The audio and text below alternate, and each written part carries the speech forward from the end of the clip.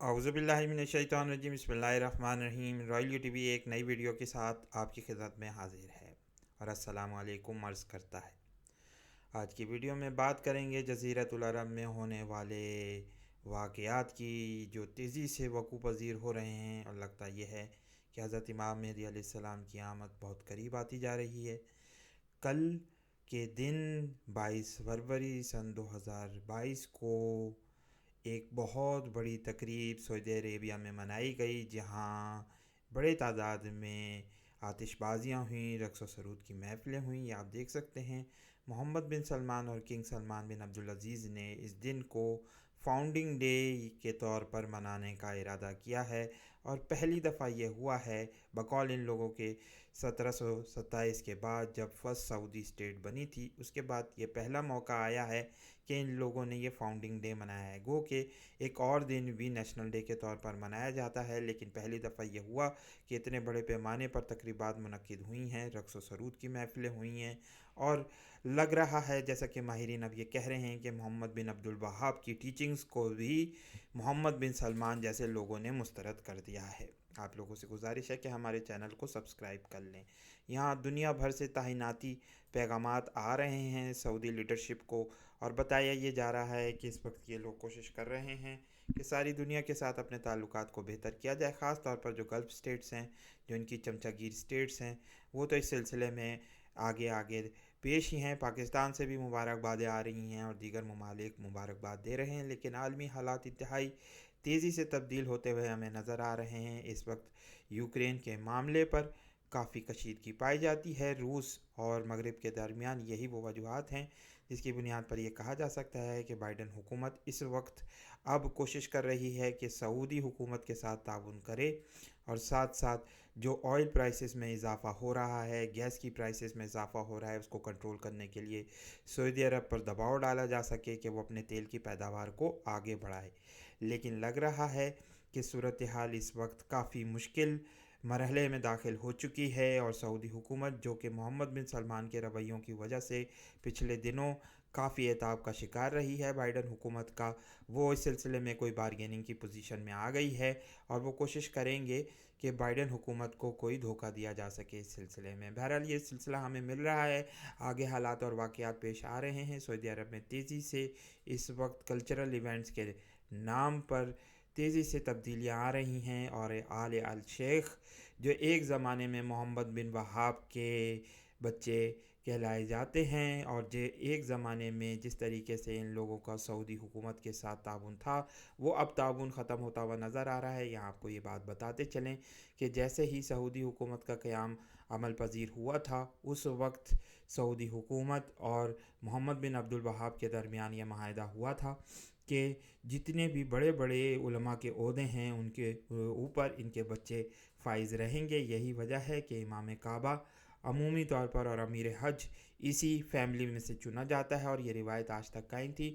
لیکن اب دیکھنا یہ ہوگا کہ محمد بن سلمان کے برسر اقتدار آ جانے کے بعد اس فیملی کے ساتھ کیا سلوک ہوتا ہے۔ یقینی طور پر بڑی تبدیلیاں رونما ہو رہی ہیں۔ 300 سال کے بعد سعودی عرب یعنی جزیرۃ العرب ایک بہت بڑے انقلاب سے گزر رہا ہے، اور یقینی طور پر ہم یہ کہہ سکتے ہیں کہ حضرت امام مہدی علیہ السلام کی آمد قریب آتی چلی جا رہی ہے۔ آپ کو سعودی حکومت کے متعلق تھوڑا سا بتاتے چلیں کہ جو فرسٹ سعودی حکومت قائم ہوئی تھی وہ ان کے جد محمد بن سعود نے قائم کی تھی، جو کہ جن کا تعلق نجد سے تھا، اور دیریا کے ایک قصبے میں یہ قائم ہوئی تھی۔ سن 1744 کہا جاتا ہے، لیکن اب یہ باتیں آ رہی ہیں کہ سب سے پہلے جو حکومت قائم ہوئی تھی دیریا کی، وہ 1727 میں ہوئی تھی۔ بہرحال ان ڈیٹس میں تھوڑا سا فرق ہے، لیکن آپ کو یہ بات بھی بتاتے چلیں کہ ان لوگوں کی تاریخ انتہائی خطرناک اور مظالم سے بھرپور ہے۔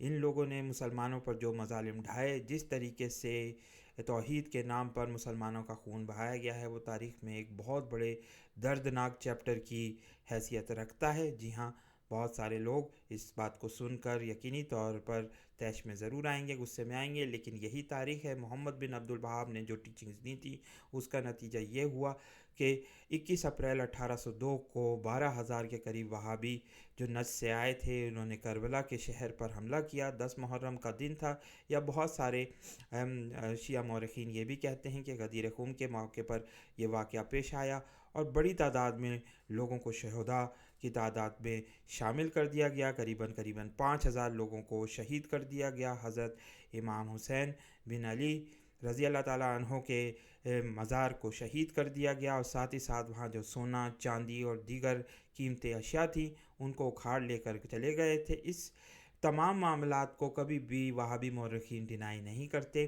آپ ان کی ایک کتاب جو مولانا مسعود عالم ندوی نے لکھی ہے اس کو پڑھ سکتے ہیں۔ اس کتاب کے پیج نمبر 73 پر یہ تمام تفاصیل موجود ہیں کہ کربلا کے موقع پر کس طریقے سے ظلم ڈھائے گئے تھے۔ یہی وہ وجوہات تھیں کہ دوسرے امیر سعود عبدالعزیز بن سعود کو بعد میں پھر ایران کی طرف سے آنے والے ایک اہل تشیع صاحب نے خنجر مار کر ہلاک کر دیا تھا۔ تو یہ صورتحال ہمیں نظر آئی تاریخ میں۔ اس کے علاوہ یہ بات بھی ہمیں بعد میں نظر آتی ہے کہ پھر جنت البقیع میں جہاں بہت سارے صحابہ اکرام کی قبریں مبارک تھیں ان کو شہید کر دیا گیا، مزارات مبارک کو شہید کر دیا گیا اور فلیٹ کر دیا گیا۔ یہی وہ وجوہات ہیں کہ اب بہت سارے صحابہ اکرام کی قبروں کا ہمیں کوئی سراغ نہیں ملتا ہے، کوئی نشان نہیں ہے۔ اس کے علاوہ بھی بعد میں پھر 1925 میں ایک دفعہ پھر اس میں جو وہاں پر قبر مبارک باقی بچی تھی، جو مزارات مبارک بچے تھے ان کو شہید کر دیا گیا، اور یہاں سے اسلام کے ان شاعر کو مٹا دیا گیا۔ یہ سارا کا سارا کھیل توحید کے نام پر رچایا گیا، لیکن اب سارا کھیل ہمیں نظر آ رہا ہے۔ اس وقت جو سعودی عرب میں واقعات ہو رہے ہیں اس سے صاف پتہ چل رہا ہے کہ یہ ایک یہودی سازش تھی جو مسلمانوں کے خلاف کی گئی، اور اس کا مقصد مسلمانوں کو دین اسلام کے ان شاعر سے اور ان تاریخی مقامات سے دور کرنا تھا، تاکہ وہ آہستہ آہستہ اپنے تمام جو تاریخی واقعات ہیں، جو مقامات ہیں ان کو بھولتے چلے جائیں، اسلامی شاعر کو بھولتے چلے جائیں، اور محض ان کی فوکس جو ہے وہ رفع یدین یا اور دیگر دوسرے مذہبی چیزوں کی طرف ہو جائے۔ تو یہ انتہائی دردناک صورتحال ہمیں نظر آ رہی ہے۔ اس وقت پورے سعودی عرب میں رقص و سرود کی موسیقی کی محفلیں منعقد ہو رہی ہیں، بڑے بڑے کنسرٹس ہو رہے ہیں، نکی مناج اور لیڈی گاگا جیسے لوگوں کو بلایا جا رہا ہے، سمبا ڈانس ہو رہے ہیں، اور مدینہ منورہ میں حال یہ ہو چکا ہے کہ سینما گھر کھولے جا رہے ہیں، جس سے یہ صاف نظر آتا ہے کہ وہابی تحریک جس طریقے سے شروع ہوئی تھی اب اس کے لوگوں نے ہی اس کو مسترد کر دیا ہے، اور اس کی بہت ساری وجوہات میں سے یہ تھی کہ یہ اسلامی شاعر اور اسلامی روحانی تعلیمات کے بالکل غیر ایک راہ متعین کی گئی تھی، جس کی وجہ سے واقعات پیش آ رہے ہیں۔ اور اس وقت لگتا یہ ہے کہ ایک بہت بڑا ری ایکشن بھی سعودی عربیہ میں یعنی جزیرۃ العرب میں آنے کے چانسز یہ ہیں۔ یہاں یہ آپ کو بتاتے چلیں کہ اس وقت یوکرین کے معاملے پر بشار الاسد وہ پہلا عرب حکمران ہے جس نے یہ کہا ہے کہ ہم یوکرین کے ان تمام ریاستوں کو جن کو رشیا نے آزادانہ طور پر تسلیم کیا ہے ہم ان کو تسلیم کرتے ہیں۔ یہ کہنا تھا بشار الاسد کا، جس سے محسوس یہ ہوتا ہے کہ بشار الاسد روس کے ساتھ انتہائی کوآپریشن کر رہا ہے، اور یہیں سے پھر وہ حالات پیدا ہوں گے جب حضرت امام مہدی علیہ السلام کی آمد بہت قریب آ جائے گی۔ جی ہاں، اب ہم اس حدیث کو پڑھیں گے جس میں رسول اللہ صلی اللہ علیہ وسلم نے عرب کی خانہ جنگی اور مدینہ کی ویرانی کا ذکر کیا ہے، اور بتانے کی کوشش کریں گے کہ وہ کون سے 5 شرائط ہیں، وہ کون سے 5 حالات ہیں جس کے بعد ہم یہ کہہ سکتے ہیں کہ حضرت امام مہدی علیہ السلام کی آمد یقینی ہے۔ آئیے بڑھتے ہیں، اور نظر آ رہا ہے کہ یہ واقعات اب تیزی سے رونما پذیر ہو رہے ہیں۔ ہم نے مشکات شریف کو کھولا ہے، سنن ابو داؤد کی وہ مشہور و معروف حدیث، وہ صحیح ترین حدیث جو اکثر پڑھی جاتی ہے، ہم اس کو پڑھیں گے۔ ہم اس کو کئی مرتبہ پڑھ چکے ہیں، ہر دفعہ ایک نیا زاویہ اس کا نظر آتا ہے۔ آج اس نئے زاویوں کا آپ کے سامنے بیان کریں گے۔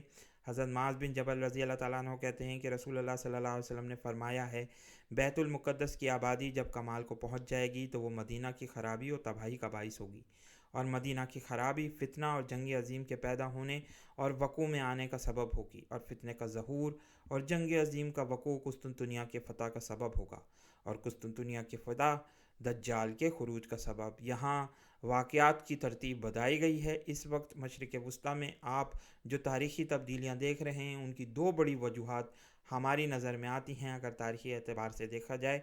नंबर एक ये कि वहाँ पर ऑयल दरियाफ़्त हुआ, और दूसरी बात ये कि वहाँ पर इसराइल का क़याम हुआ, यानी बैतुल मुक़द्दस की आबादी कमाल को पहुँच गई। तो इससे मदीना की ख़राबी और तबाही का बाइस होगी। अब वही सूरत हाल हमें नज़र आ रही है। इस वक्त बशारुल असद रूस के साथ कोऑपरेट कर रहा है। वह एक तरफ शाम की पहाड़ियों को छीनने की कोशिश करेगा, और दूसरी तरफ जैसा कि हदीस में मिलता है कि वो अब इराक़ पर भी हमला करेगा, और इसके बाद फिर मदीना की वीरानी की बारी आएगी। महसूस ये हो रहा है कि ये वाक़यात तेज़ी से ज़हूर पजीर होते चले जाएंगे। वो 5 शराइत क्या हैं जिनकी बुनियाद पर हम ये कह सकते हैं कि हज़रत इमाम मेहदी अलैहिस्सलाम की आमद बहुत करीब आ जाएगी, उसमें हम आपको बता देते हैं। तमाम के तमाम उलमा इस बात पर मुत्तफ़िक़ हैं कि ये 5 शराइत ऐसी हैं। गो के उलमा के दरमियान इख्तलाफ पाया जाता है कि हज़रत इमाम मेहदी अलैहिस्सलाम का नाम मोहम्मद बिन अब्दुल्ला या कोई और सा भी हो सकता है, लेकिन वो 5 हालात ऐसे हैं जिनकी बुनियाद पर हम ये कह सकते हैं कि हम फिर हज़रत इमाम मेहदी अलैहिस्सलाम को पहचानने में कामयाब हो जाएंगे। इन 5 हालात के होने से पेशतर पहले किसी भी शख्स जो कि पंजाब से निकला हो, लाहौर से निकला हो, उसके हम दावे को कभी कबूल नहीं कर सकते। आइए पढ़ते हैं कि वो 5 हालात क्या हैं। नंबर 1, जज़ीरतुल अरब की खाना जंगी होगी और सूफियानी और ईसाइयों की तरफ से जज़ीरतुल अरब पर हमला किया जाएगा। ये वो पहली अलामत है जो नमूदार होगी, जिसके आसार अब नज़र आ रहे हैं। दूसरा ये होगा कि मदीना की वीरानी होगी। हम किताबुल फितन को खोलेंगे, नुएम बिन हम्माद को पढ़ेंगे और देखेंगे कि उसमें वो क्या हालात हैं जिसकी बुनियाद पर कहा जा सकता है कि मदीना की वीरानी होगी। और इसी बिना पर हज़रत इमाम मेहदी अपने साथियों के हमरा, कुछ साथी उनके साथ उस वक्त होंगे जो उस वक्त भी उनको जानते होंगे कि यही मेहदी हैं, वो उनके साथ हिजरत करेंगे, और वो जानते होंगे। इसका मतलब यही है कि वो उनको शक होगा कि ये मेहदी हो सकते हैं। हज़रत इमाम मेहदी अलैहिस्सलाम को भी ये दिल में शक होगा कि वही मेहदी हैं, और उनके साथ ही भी उनको भी शक होगा। उसकी तरफ हम आएंगे और मेहदी की मक्का की तरफ हिजरत होगी। और यहाँ पर यह बात भी ज़रूरी है कि ये अहले बैत में से ही हों ये शख्स जो हिजरत कर रहे हों। अगर वो अहले बैत में से कोई और हैं तो उनके साथियों के या उनके दावे को कभी तस्लीम नहीं किया जा सकता। नंबर 3 बात ये होगी कि वो मक्के में जाकर छुपेंगे और अहले मक्का उन्हें निकाल कर लाएंगे, लेकिन फिर वो वहाँ से गायब हो जाएंगे और फिर वो नज़र आएंगे अपने साथियों के हमरा रुकन इब्राहिम और हजवे अस्वद के दरमियान, जहाँ उन्हें अहले मक्का एक दफ़ा फिर पहचानेंगे। ये तीसरी बहुत बड़ी शर्त है जो पूरा होना लाजमी है। इन तमाम शराइत से पहले पहले किसी भी शख्स का दावा मेहदी या उसके साथियों का दावा मेहदी कभी कबूल करना हमारे लिए सही नहीं है और बहुत बड़ी गुमराही है। नंबर 4 कि उनकी बैत होगी बैतुल्लाह शरीफ में। 313 लोग उन पर बैत करेंगे और उनको कहेंगे कि आप ही मेहदी हैं। लेकिन जो सबसे बड़ी निशानी ज़ाहिर होगी वो 5वीं है कि शाम की तरफ से लश्कर जो आ रहा होगा, जो सुफियानी की तरफ से लश्कर आ रहा होगा, उसका मकाम बैदा में धस जाएगा वो, और उसके बाद फिर अहले इराक़ और अहले शाम हज़रत इमाम मेहदी अलैहिस्सलाम की तरफ आएंगे और उनकी बैत करेंगे, और तमाम लोग पहचान लेंगे कि ये वही शख्स हैं जिनका अहादीस शरीफ में ज़िक्र हुआ है। तो ये 5 हालात हमें समझ आए हैं जो उलमा भी बयान करते हैं कि ये 5 हालात का ज़हूर पजीर होना बहुत ज़रूरी है। इससे पहले पहले कोई दावा किसी का भी कबूल नहीं किया जा सकता। आइए अब किताबुल फितन को खोलते हैं और पढ़ते हैं कि वो क्या हालात होंगे जिनकी बुनियाद पर हज़रत इमाम मेहदी अलैहिस्सलाम मदीना से मक्का की तरफ हिजरत करेंगे। हदीस नंबर 877 को पढ़ते हैं। हज़रत अली से रिवायत है, हज़रत अली रज़ी अल्लाह ताला अन्हु ने फरमाया, सुफियानी मदीना मुनव्वरा की तरफ लश्कर भेजेगा तो वो लोग आले मोहम्मद में से जिसको पकड़ सकेंगे पकड़ेंगे, और बनु हाशिम के मर्दों और औरतों को कत्ल कर देंगे। बिल्कुल ऐसे ही वाक़यात पेश आएंगे जैसे यजीद के ज़माने में हर्रा के मुकाम पर आया था। वही वाक़यात यहाँ पर किताबुल फितन में बयान हुए हैं, उसी का एक सीक्वल होगा, ये नज़र आएगा। इस वक्त इमाम मेहदी और सफ़ेद कपड़ों वाला मदीना से मक्का मुकर्रमा के लिए निकल जाएंगे, यानी हज़रत इमाम मेहदी अलैहिस्सलाम के साथ उनके कोई साथी होंगे। जैसा कि रसूल अल्लाह सल्लल्लाहु अलैहि वसल्लम जब मक्का से मदीना की तरफ हिजरत की तो हज़रत अबू बकर सिद्दीक़ रज़ी अल्लाह ताला अन्हु उनके साथ थे। इसी तरीके से हज़रत इमाम मेहदी अलैहिस्सलाम के साथ भी उनके सिद्दीक़ मौजूद होंगे। सूफियानी ऊपर जाते हैं, इन्हें ढूंढने के लिए आदमी भेजेगा, मगर वो दोनों हरम इलाही की अमान में पहुंच चुके होंगे, यानी वो मक्का मुकर्रमा पहुंच चुके होंगे। حدیث نمبر 878، حضرت علی رضی اللہ تعالیٰ نے فرمایا جب مدینہ والوں کو سفیانی کے لشکر کی اطلاع ملے گی تو ان میں سے کچھ لوگ مدینہ سے مکہ کے لیے بھاگ نکلیں گے، ان میں قریش کے 3 آدمی بھی ہوں گے جن پر خاص نظر ہوگی۔ یہ پاسبل ہے کہ یہ 3 لوگ ہوں، ایک حدیث میں 2 آتا ہے، ایک حدیث میں 3 آ رہا ہے۔ یہاں پر حدیث نمبر 879 پڑھتے ہیں، حضرت کعب رضی اللہ تعالیٰ عنہ نے فرمایا کہ اس وقت مدینہ منورہ میں قتل و غارت کی کھلی چھوٹ دے دی جائے گی اور حضرت نفس زکیہ کو بھی قتل کر دیا جائے گا۔ بہت ساری حدیث میں آتا ہے کہ مدینہ منورہ میں ایک نفس زکیہ نام کے شخص موجود ہوں گے جو کہ اہل بیت سے ہی تعلق رکھتے ہوں گے۔ آئیے پڑھتے ہیں اور پھر ویڈیو کو کنکلوڈ کرتے ہیں۔ حدیث نمبر 880، حضرت حنش بن عبداللہ رضی اللہ تعالیٰ عنہ نے حضرت عبداللہ بن عباس کو فرماتے ہوئے سنا کہ مدینہ منورہ میں بنو ہاشم میں سے خلیفہ ہوگا، اہل مدینہ میں سے کچھ لوگ مکہ مکرمہ کے لیے نکلیں گے، جب وہ مکہ مکرمہ پہنچیں گے تو ان کے پاس حاکم مکہ قاصد بھیج کر پوچھے گا تم یہاں کیوں آئے ہو، کیا تمہارا یہ خیال ہے کہ یہاں تمہیں کچھ راحت مل جائے گی؟ اس سے بنو ہاشم میں سے ایک شخص سخت لہجے میں اس سے بات کرے گا جس سے حاکم مکہ ناراض ہو کر اسے قتل کر دے گا۔ اگلے روز بنو ہاشم میں سے ہی ایک شخص اس کے پاس آئے گا، اس نے اپنے کپڑوں میں تلوار چھپا رکھی ہوگی اور حاکم مکہ سے کہے گا تم نے میرے ساتھی کو کیوں قتل کیا؟ وہ کہے گا اس نے مجھے ناراض کر دیا گا۔ اس پر وہ کہے گا مسلمانوں گواہ رہو، میں نے اس ہاشمی کو محض اس وجہ سے قتل کیا تھا کہ اس نے اسے غصہ دلایا تھا۔ یہ کہتے ہی اپنی تلوار نکال کر اس سے حاکم مکہ کی گردن مار دے گا۔ پھر بنو ہاشم طائف کی طرف جائیں گے، مکہ کے لوگ کہیں گے کہ ہم نے ان لوگوں کو چھوڑ دیا اور یہ خبر خلیفہ کو پہنچ گئی تو وہ ہمیں برباد کر دے گا۔ چنانچہ اہل مکہ ان بنو ہاشم کی طرف روانہ ہوں گے، جب وہ پہنچیں گے تو ان سے بنو ہاشم کہیں گے ہمارے اور اپنے خون کی بابت اللہ سے ڈرو، اور حضرات کو معلوم ہے کہ حاکم مکہ نے ہمارے ساتھی کو ناحق اور ظلماً قتل کیا ہے۔ یقینی طور پر اسی وجہ سے یہی وہ وجوہات ہوں گی جس کی وجہ سے حضرت امام مہدی مکہ میں چھپے ہوں گے، کیونکہ ان کو ڈر ہوگا کہ حاکم مکہ بھی ان کے ساتھیوں کو اور ان کو شہید کر دے گا، لیکن اہل مکہ واپس نہ ہوں گے اور ان سے جنگ کریں گے۔ بنو ہاشم اہل مکہ کو شکست دے کر مکہ پر قبضہ کر لیں گے۔ حاکم مدینہ کو ان حالات کی خبر ملے گی تو اہل مدینہ سوچیں گے اگر ہم نے ان لوگوں کو یوں ہی چھوڑ دیا تو خلیفہ کی طرف سے ہمیں سخت ابتلا کا سامنا کرنا پڑے گا۔ چنانچہ حاکم مدینہ ان کی طرف فوج بھیجے گا مگر وہ اس لشکر کو بھی شکست دیں گے۔ جب خلیفہ کو علم ہوگا تو وہ بھی فوج بھیجے گا تو وہی لوگ ان کو ہلاک اور برباد کر دیں گے۔ حضرت یوسف بن ذی کرباد نے فرمایا کہ ملک شام میں خلیفہ ہوگا جو مدینہ منورہ پر حملہ کرے گا، یعنی سفیانی کی یہاں بات کی گئی۔ جب اہل مدینہ کو لشکر کے مدینہ کے لیے نکلنے کی اطلاع ہوگی تو ان میں 7 افراد نکل کر مکہ مکرمہ چلے جائیں گے اور وہاں چھپ جائیں گے۔ یہاں 7 افراد کا ذکر ہے۔